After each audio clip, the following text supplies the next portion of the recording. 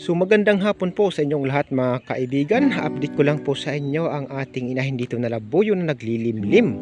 Pero bago yan, disclaimer, this video is for entertainment purposes only. So napisa na po siya mga kaibigan. At nahuli na po natin siya. Nandun na siya sa ating kulungan. Yan. So nakumpleto po yung 5 pirasong itlog ng labuyo na napisa mga kaibigan. Yan po siya. So 5 piraso ito mga kaibigan, 5 piraso din po yung kanyang sisiw. So ipakita po natin siya sa inyo. Nandun na po siya mga kaibigan sa ating kulungan. Kasi nga lang, hindi natin nilagyan ng box. Ayan, so nandito na po siya mga kaibigan sa ating kulungan. Ayan, kung makita po ninyo, ito po ang ating inahin na labuyo. So hindi ko lang po alam kung may lahi itong mistiso. Mukhang may lahi itong mistiso. Kasi nga gawa ng may pagka malato ba or gold ang kanyang itsura. So may liig, you know.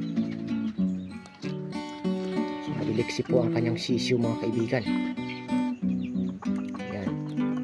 Titingnan natin po ito kung mag-survive po siya. So nilagyan natin ng patong or anay ang kanyang katukaan mga kaibigan para makakain na ho agad ang kanyang mga sisiw. So nilagyan din po natin ng tubig. Ayan. So ang kanyang inahin pala mga kaibigan ay mayroong tuklap sa kanyang ulo. Kasi nga gawa ng kababangga dito sa ating screen. So nabalatan ho yata ito mga kaibigan. Tingnan natin. Ayan. So i-update ko na lang po kayo mga kaibigan sa mga susunod nating video patungkol sa kanila. Kung ano po ang naging resulta. So maraming salamat po mga kaibigan. Kung nagustuhan po ninyo aking video, ay huwag po niyong kalimutang mag-like, mag-share at higit sa lahat mag-subscribe para lagi pa rin po kayong updated sa mga susunod kong video na i-upload. God bless us all mga kaibigan. Hanggang sa muli. Bye-bye.